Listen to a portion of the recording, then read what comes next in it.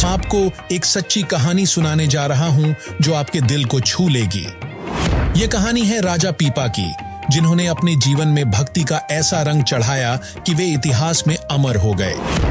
14वीं और 15वीं शताब्दी के मध्य राजस्थान में गीगनौर नाम का एक छोटा सा शहर, वर्तमान में नागौर, जहां राजा पीपा राज करते थे।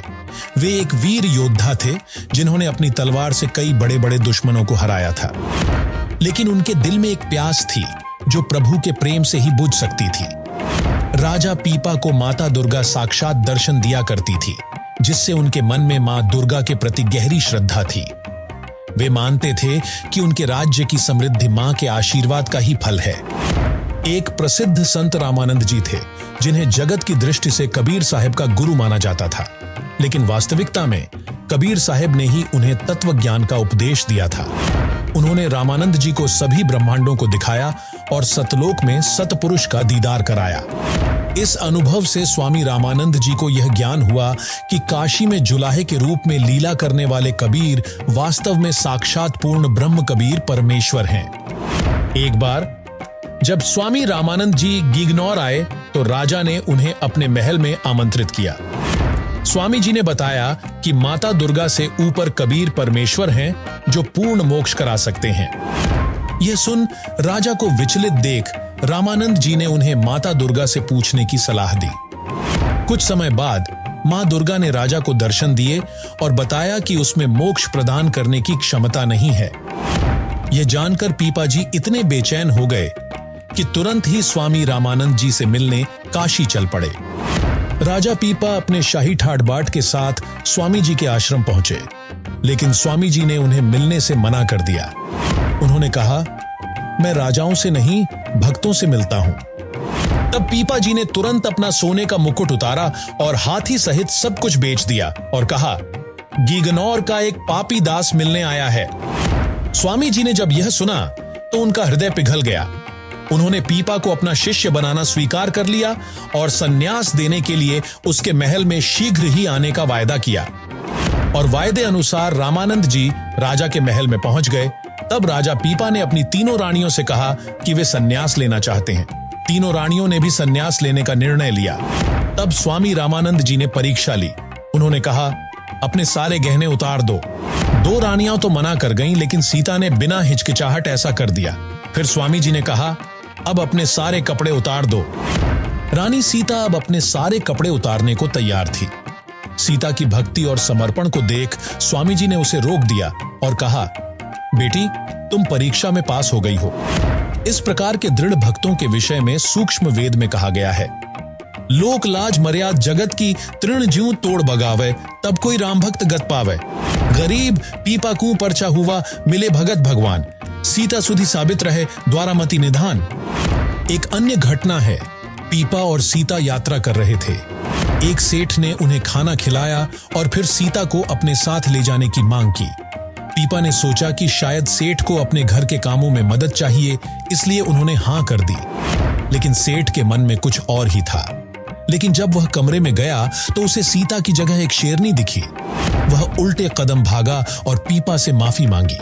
देखिए कैसे परमात्मा ने अपने भक्त की रक्षा की। पीपा और सीता ऐसे जा रहे थे और जाते वो एक उसमें बैठ के वृक्ष के नीचे एक सेठ वहां पर आया और उसने कहा कि बाबा जी, तेरे को भूख लगी होगी। कहाँ भाई, भूख तो लगी जाती है।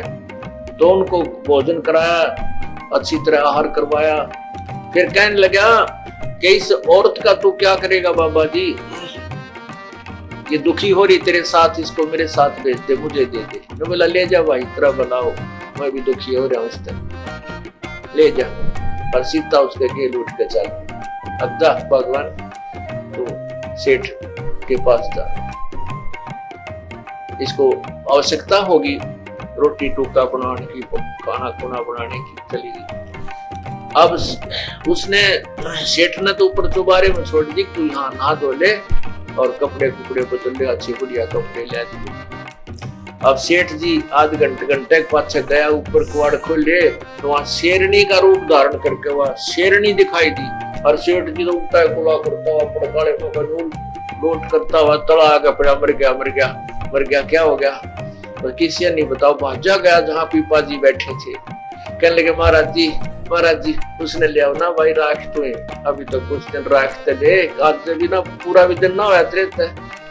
ने बोला नहीं कति मर जाएगा मैं तुम्हारे दिया, बोला वो शेरनी बन की बात है।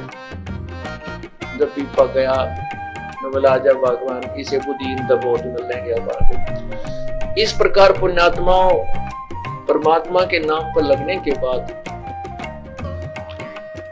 कुछ आपत्तियां भी आती हैं, परमात्मा उनकी मदद भी करता है। एक और अद्भुत घटना सुनिए।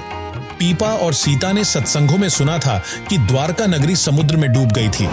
स्वामी रामानंद जी 15 दिन के लिए बाहर गए हुए थे। उन्होंने सोचा क्यों ना द्वारिका घूम आए। उस समय वे गंगा के किनारे बात कर रहे थे। तभी एक पाली ने मजाक में कहा कि द्वारका इसी नदी में है। यह जानकर पीपा और सीता ने नदी में छलांग लगा दी। इस विषय में कहा गया है, पीपा दरिया में कूद गए जिन कैसी करी ढिठाई, वो नरपाला जीत गए जिन सिर धड़ की बाजी लाई। परमेश्वर कबीर जी ने दोनों की दृढ़ श्रद्धा देखकर एक द्वारिका रच दी।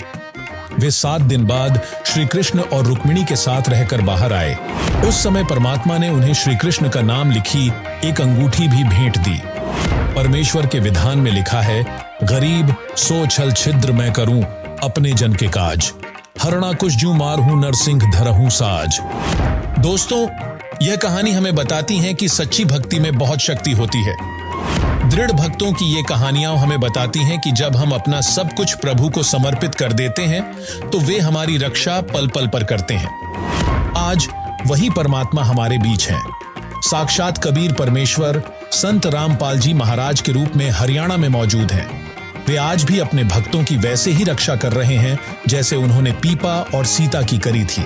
परमात्मा प्राप्त संत भक्तों की ऐसी ही अद्भुत कथाओं को जानने के लिए देखिए सतलोक आश्रम YouTube चैनल।